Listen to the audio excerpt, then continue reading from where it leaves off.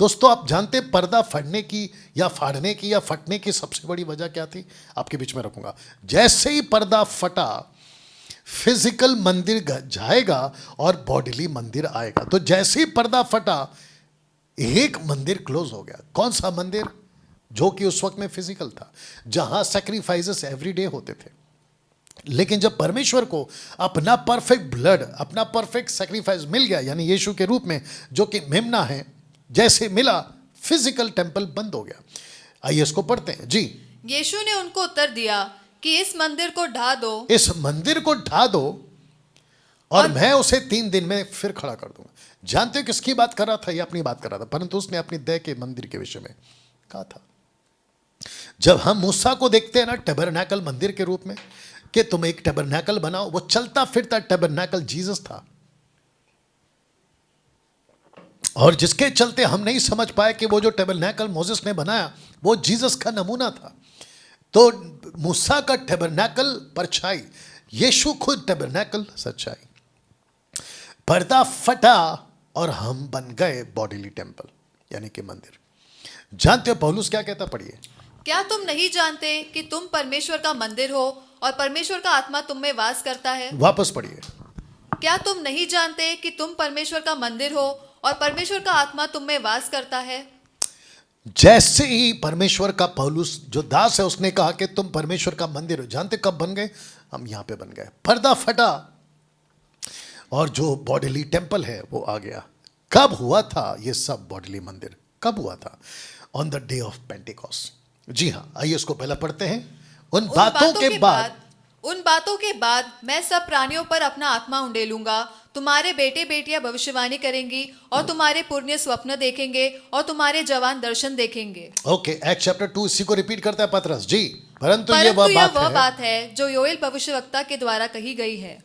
Okay, यहां पे आप देख सकते हैं कि परमेश्वर का दास पतरस ये इसको प्रूव कर चुका है कि जो योएल ने कहा था ये वाला, वो पूरा हो चुका है एक्ट चैप्टर 2 में।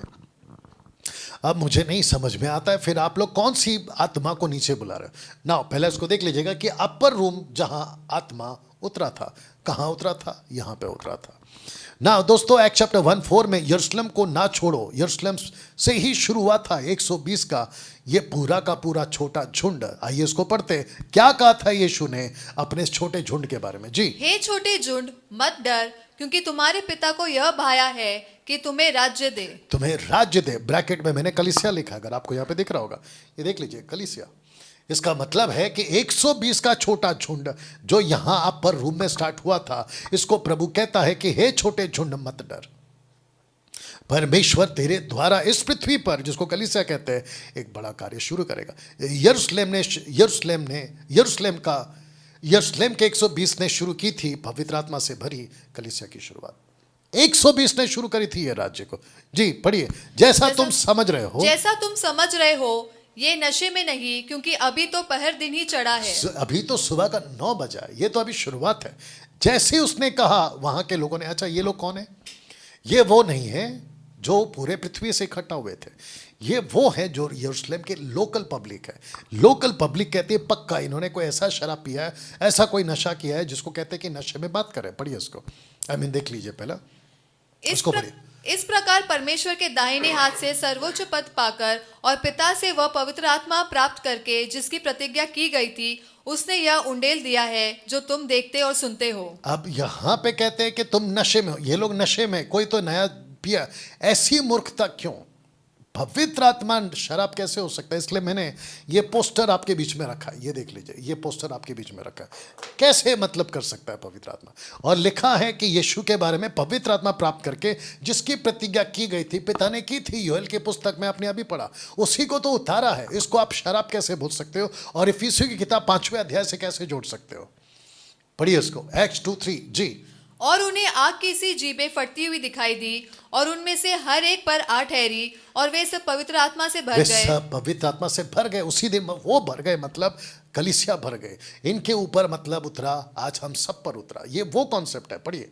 जब वह शब्द हुआ तो भीड़ लग गई और लोग घबरा गए, क्योंकि हर एक को यही सुनाई देता था कि ये मेरी ही भाषा में बोल रहे हैं। इसका मतलब ये हुआ कि जैसे ही पवित्र आत्मा उतरा, ये उसका प्रूफ था कि अभी मिशन स्टार्ट हो गया। कौन सा मिशन? सुसमाचार को फैलाने का। क्योंकि यीशु ने कहा था कि जब तक वो नहीं आए यरूशलेम को नहीं छोड़ना। वो आएगा और तुमको यरूशलेम, यहूदिया, समरिया, पृथ्वी के छोर तक तुम मेरे गवाह बनो। ये वो कॉन्सेप्ट है ना दोस्तों। यहां उतरा था, आपके बीच में रख दे रहा हूं, यहां उतरा था इस जगह पर, और यहां बोला था जहां पर तकरीबन कम से कम आपके बीच में रख देता हूं, ये दोनों घटना एक साथ नहीं हुई है। पहले आपका ये हिस्सा देख लीजिए, यहां पवित्र आत्मा उतरा था, ये वाला आज का ये अपर रूम आपके बीच में रख दिया हूं, और कम से कम 60K मतलब लगभग 60,000 लोग अप्रॉक्स लगभग। कौन कौन है? पार्थी, मेदी, एलामी, मेसोपोटामिया, यहूदिया, कप्पदूकिया, पेंतुस, आसिया, फुग्रिया, पंफुली, मिस्र, लीबिया, रोमी प्रवासी, यहूदी मत, क्रेतिक, अरबी, ये सारे के सारे कुल मिलाकर आप बोल सकते हैं कि ये इतने सारे लोग थे जिन्होंने वचन को सुना। पढ़िए, पतरस उन 11 के साथ खड़ा हुआ। पतरस उन 11 के साथ खड़ा हुआ और ऊंचे शब्द से कहने लगा कि हे यहूदियों और हे यरूशलेम के सब रहने वालों, यह जान लो कि कान लगाकर मेरी बातें सुनो। ओके, यरूशलेम के सब रहने वालों, ये जान लो और कान लगाकर मेरी बातें सुनो ना। जब मैं कह रहा था कि यहाँ उतरा अपर रूम में और यहाँ बोला जहाँ 60,000 लोग हैं, जिसके चलते मैं आपको बता चुका हूँ कि ये वो जगह अलग है जिसको आज आप ऐसा कुछ देखते हैं जिसको अपर रूम कहते हैं, और ये वो जगह है जिसको आज आप देख सकते हैं उस वक्त में पतरस। ये दोनों घटनाएं बिल्कुल अलग अलग है। अब आप बोलोगे डैनियल भाई, जब हम इसको पढ़ते तो ऐसा लगता है एक के बाद एक हो गया। आप पढ़ते हो ना, लेकिन लेखक के जबान से पढ़ोगे। लेखक इसको बोल रहा है, अभी ऐसा हुआ, फिर अभी ऐसा हुआ। आप लेखक के हिसाब से पढ़ो, जो कि बहुत जरूरी है। और कई लोग यहीं पे गड़बड़ करते, लेखक लूक के हिसाब से नहीं पढ़ते। आप अपने हिसाब से पढ़े, उस वक्त में जिसने कहा, जिसने देखा, उसके हिसाब से पढ़ना है आपको ना। दोस्तों, मैं आगे बढ़ना चाहूंगा, पढ़िए। तब उन्होंने उन पर हाथ रखे और उन्होंने पवित्र आत्मा पाया। ओके, ये एक्ट चैप्टर 8:17 है, जो कि फिलिप जब गया था समरिया में, ये उस वक्त में है। तो लिखा है कि उन पे हाथ रखे और उनको पवित्र आत्मा मिला। यहां पर अन्य भाषा नहीं है। आप अगर इसको ठीक से पढ़ोगे, यहां अन्य भाषा का दान नहीं मिला या नहीं दिया गया। आप जाके चेक कर लीजिए।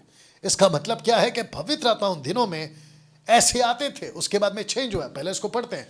पतरस ये बातें कह ही रहा था कि पवित्र आत्मा वचन के सुनने वालों पर उतरा।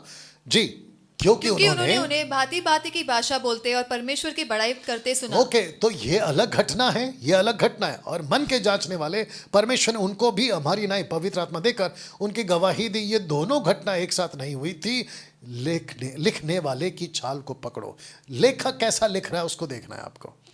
ये घटना को रिकॉर्ड किया गया है। जैसे जीसस की एक एक बात को एक साथ आप पढ़ते हैं तो इसका मतलब ही नहीं कि एक के पीछे सब कुछ हो गया। नहीं, आप जब पढ़ते हैं तो आपको लेखक का माइंड पढ़ना जरूरी है। जी, परमेश्वर गड़बड़ी का नहीं, क्योंकि परमेश्वर गड़बड़ी का नहीं परंतु शांति का करता है, जैसा पवित्र लोगों की सब कलीसियाओं में है।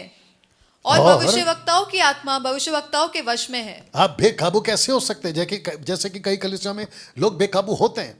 परमेश्वर गड़बड़ी नहीं करता है, ये बात आपको समझना होगा। पवित्र